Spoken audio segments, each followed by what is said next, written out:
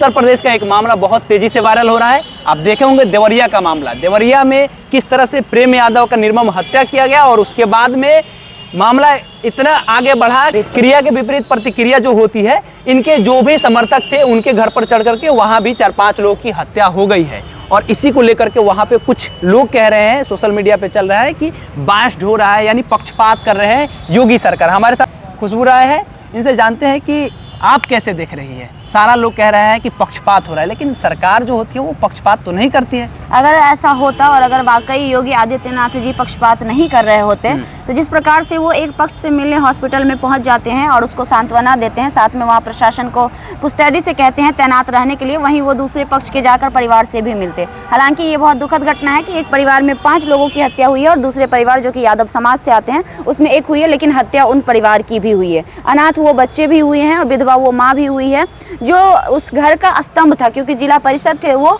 और ये भी जानते हैं 2 भाई थे और छोटे वाले भाई को गिरफ्तार कर लिया गया। बिल्कुल बिल्कुल। लगभग 50 लोगों का नाम उसमें दिया गया है और 16 लोग गिरफ्तार हो भी चुके हैं, जिसमें सभी के सभी इस पक्ष के लोग हैं और दूसरे पक्ष के कोई गिरफ्तारी भी नहीं हुई। इनफैक्ट उसके FIR कॉपी को भी कहा जा रहा है कि नहीं रजिस्टर किया गया। वो भी होंगे, ऐसा योगी जी का तो होंगे तो कब होंगे? नहीं, एक तरफ आप स्ट्रिक्टली एक्शन ले रहे हैं और दूसरी तरफ आप इंतजार कर रहे हैं। किस चीज का इंतजार कर रहे हैं कि फिर से ब्राह्मण समाज उठ कर आए और यादव समाज में जो इनके बच्चे खुचे लोग हैं उनको मार दे, इस बात का इंतजार कर रहे हैं आप क्या? और आप शुरू में कह रहे थे कि यूपी में राम राज्य है। बिल्कुल, हम पूछना चाहेंगे आपसे और साथ ही उन जनता से कि जहाँ पे हाथरस में एक बेटी की, एक दलित समाज की बेटी की रेप करके निर्मम हत्या कर दी जाती है और आज तक उस बेटी को न्याय नहीं मिलता, क्या यही राम राज्य है?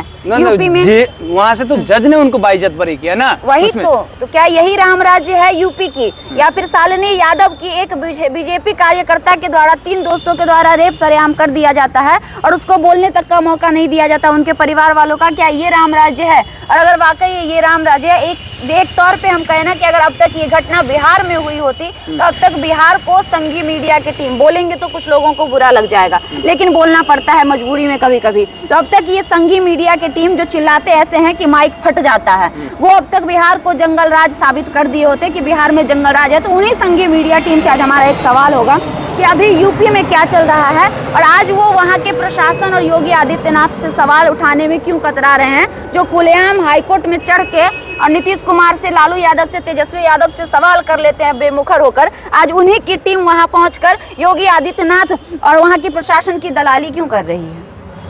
आप बताइए, आपको क्या लग रहा है कि क्यों ऐसा हो रहा है? ऐसा इसलिए हो रहा है कि योगी आदित्यनाथ जो कि भारतीय जनता पार्टी के हैं, भारतीय जनता पार्टी हमेशा से फॉरवर्डों की पार्टी रही है, उसमें अगर कुछ बैकवर्ड रखे भी जाते हैं, आप बिल्कुल नहीं मान सकते इस बात को। अब बताइए, भारतीय जनता पार्टी का प्रस्ताव था कि द्रौपदी मुर्मू को राष्ट्रपति बनाया गया। भारतीय जनता पार्टी अगर फॉरवर्डों की पार्टी होती तो ओबीसी के एक बेटा को प्रधानमंत्री की कुर्सी पर बैठाएगी, बिहार के प्रदेश अध्यक्ष के जगह पर सम्राट चौधरी को बैठाएगी, अभी हरी सहनी को बना दिया। आप कैसे मान सकते हैं इस बात को? कैसे मान? अगर ऐसा सब जगह पर मतलब अगर ऐसा होता, ठीक है, हम आपकी बात से सहमत हैं कि ये मोदी जी ओबीसी हैं, तो उन्होंने आज ओबीसी की महिलाओं के आरक्षण पर विरोध क्यों जताया? महिलाओं पे दिया ना कम से कम। ओबीसी महिलाओं को क्यों भूल गए? महिलाओं देंगे, समय के साथ देंगे, अभी महिलाओं नहीं देंगे, ये जुमला है, आप देख लीजिएगा, आएगी ना 26 में बोला जा रहा है कि फिर से गणना होगी, उसके बाद परिसीमन होगी, तब ये लागू होगा। अभी तो सिर्फ पास ही किया गया है और 29 में महिलाओं को लाभ मिलेगा। और मोदी जी हैं जिताते रहना होगा।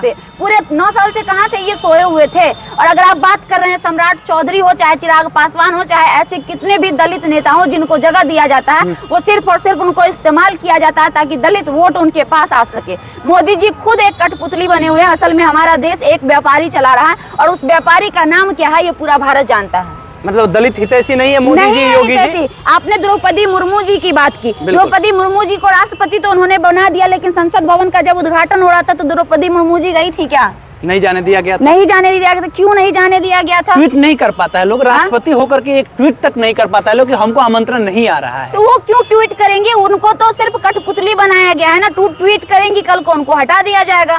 कठपुतली क्या ही कर सकता है? आप बात करते हैं पिछले बार जब ये रामनाथ कोविंद जब राष्ट्रपति थे, उनके साथ क्या हुआ था याद है?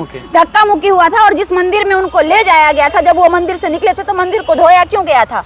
यही सरकार थी ना, क्यों धोया गया था मंदिर को? उत्तर प्रदेश के मामला को याद कीजिए, जब योगी आदित्यनाथ जब सीएम हाउस गए थे और अखिलेश यादव उस समय सीएम से निकले थे, सीएम आवास से निकले थे, तो उनके आवास को गंगा जल से धोया गया था, योगी आदित्यनाथ जी किए थे। वही तो राम कह रहे हैं ना कि जितने भी बीजेपी के पार्टी के जुड़े हुए लोग हैं वो सारे फॉरवर्ड के नेता हैं, वो सारे सवर्णों के नेता हैं। अगर उसमें कुछ बैकवर्ड चले भी जाते हैं तो वो भी सवर्णों के नेता बन जाते हैं, और वो भी अगर कुछ करते हैं तो सिर्फ और सिर्फ सवर्णों के लिए करते हैं। हम बात करेंगे उत्तर प्रदेश में अभी जो हुआ घटना, इतनी बड़ी घटना जो पूरे भारत को आज शर्मसार कर रही है। वहाँ अगर प्रशासन इतनी अच्छी है, अगर वहाँ रामराज की व्यवस्था है, तो जब 6 लोगों की हत्या हो गई थी, उतना सारा समाज का मॉब लिंचिंग उसको नाम दिया जाएगा, इतने सारे लोग इकट्ठे हो गए थे, प्रशासन को क्यों नहीं पता चला? और ये मामला जो जमीनी विवाद पिछले 2014 से चल रहा था, जब इस बात का खबर थाने को था कि इस मामले को लेकर आपसी विवाद हो सकता है, तो अब तक मामला सुलझा क्यों नहीं था? एक बात और बताइए, वहाँ बुलडोजर का बात हो रहा है, कहा जा रहा है कि बुलडोजर चलेगा, तो बहुत लोग कह रहा है कि सोशल मीडिया पे लिख भी रहा है और बहुत सारे पत्रकार ये खबर कर रहे हैं कि एक ही पक्ष की तरफ बुलडोजर चलने की आशंका जताई जा रही है। यही तो वहाँ का असली, यही तो चेहरा है वहाँ का, यूपी का असली चेहरा यही है, असली रामराज। असली रामराज यही है कि वहाँ पक्षपात किया जाता है, वहाँ जातिवाद किया जाता है, जाति देखकर, लोगों को शकल देखकर, चेहरा देखकर, पर्सनालिटी देखकर, लोगों की जाति देखकर वहाँ न्याय किया जाता है। आप अभी देखिए ना, हाथरस वाली कांड हमने शुरू में ही आपको बताया, हाथरस कांड में कौन थे कांड करने वाले? जो अपराधी थे, जिन पर आरोप लगा था, वो कौन थे? 10% वाले थे। और लड़की कौन थी? दलित थी। शालिनी यादव क्या थी? ओबीसी थी। उसके साथ जो बलात्कार करने वाले थे वो कौन थे? जनरल कैटेगरी के थे। ऐसे हजारों एग्जाम्पल है, जो बोलेंगे तो रात हो जाएगी। ऐसे हजारों एग्जाम्पल है जो हर रोज वहाँ होता है, रफा दफा कर दिया जाता है वैसे वैसे मामले को। तो भाई एक तरफा न्याय कौन सी न्याय है भाई?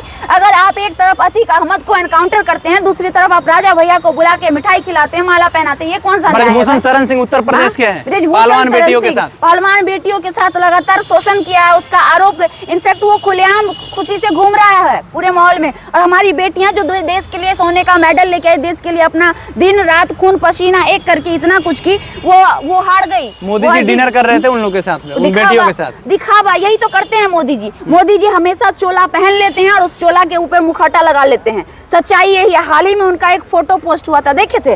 मोची के साथ पोस्ट हुआ था, दूसरा फोटो कुम्हार के पास पोस्ट हुआ था। वही मोची जो जूता सिल रहा था, वही मोची कुम्हार के पास था। क्या एक मोची एक कुम्हार हो सकता है क्या? अगर वो रियल मोची था, अगर वो रियल कुम्हार थे, तो क्या एक मोची कुम्हार वाला काम करता है? एक बार में तो हो सकता है कि दो बिजनेस हो सकता है, मान सकते हैं, इस बात को मान सकते हैं। एक ही इंसान हो सकता है, एक आदमी का 2 दुकान होता है ना, मान सकते हैं। एक बात बताइए, जो तस्वीर है, वो फोटो भी हम कैमरे वीडियो में चला देंगे, वो तस्वीर हमने संभाल कर रखी है। आपको उस तस्वीर से नहीं लग रहा है कि वो पूरा घर बना है, प्रोफेशनल है? ऐसा आप चले जाइए ना बिहार में, चाहे किसी भी एरिया में जहाँ कुम्हार रहते हैं, जहाँ कुम्हार की जाति रहती है, कुम्हार की बस्ती होती है, वहाँ आप दिखा दीजिए क्या इतने प्रोफेशनल होते हैं। एक बूढ़ी महिला जो बाहर में बैठ के भीख मांग रही थी, उसकी पर्सनालिटी आपने देखी क्या?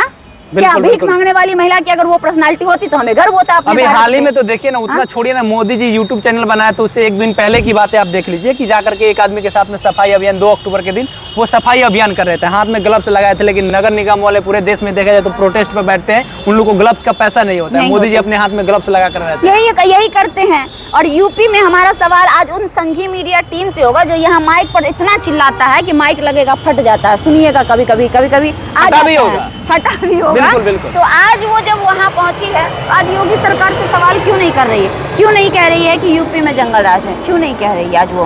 क्या लगता है आपको? ये बात तो सही है कि लोग अगर वहाँ जा करके अगर इस तरह का खबर कर रहा है और वहाँ मौन हो जा रहा है, जाहिर सी बात है कि लोगों को लगेगा कि कहीं ना कहीं ये लोग फंडेड है और अपने स्वजातीय लोगों को बचाने के लिए ये कर रहे हैं। सिंपल सी फंडा है।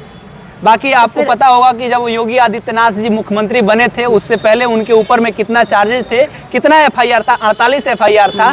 सदन में 2012 में किस तरह से वो चिल्ला के रो रहे थे कि हम क्या सदन के सदस्य नहीं है, हमारी जान की सुरक्षा ये सदन वाले लोग नहीं करेंगे, वो चिल्ला रहे थे। लेकिन जैसे ही वो मुख्यमंत्री बने, उसके बाद उनको क्लीन चिट मिला और एक भी उनके ऊपर में एफआईआर नहीं है। आज वो एकदम निष्पक्ष है, उनके ऊपर में एक भी एफआईआर नहीं है। लोगों को ये उम्मीद है कि योगी आदित्यनाथ जी के सरकार में सभी किसी को न्याय बराबर मिलेगा, लेकिन उनके ऊपर में सवाल उठा रहे हैं जो वहाँ के विपक्ष के नेता है, तेजस्वी यादव नहीं, वहाँ के जो विपक्ष के नेता अखिलेश यादव है, वो साफ तौर पे कह रहे हैं कि वहाँ बास्ट किया जा रहा है। योगी आदित्यनाथ जी अगर बुलडोजर चला रहे हैं तो आप सोच समझ करके चलाइए और आप एक पीड़ित परिवार से मत मिलिए। आपको मिलना है तो दोनों पीड़ित परिवार से मिलना होगा, क्योंकि अगर एक परिवार से मिलिएगा तो लोग कहेगा कि आप स्वजातीय काम कर रहे हैं। जब मामला रिटेलिएट का है, वहां के डीएम ने कहा, तो आखिर में किस बिहाफ पर आप एक आदमी के दरवाजे पर बुलडोजर चला रहे हैं, एक परिवार से क्यों मिल रहे हैं, ये सारा सवाल है। हाथरस की बेटी के बारे में इन्होंने बताया, उसके साथ साथ और सारा उदाहरण पुष्पेंद्र यादव हत्याकांड का दिया गया।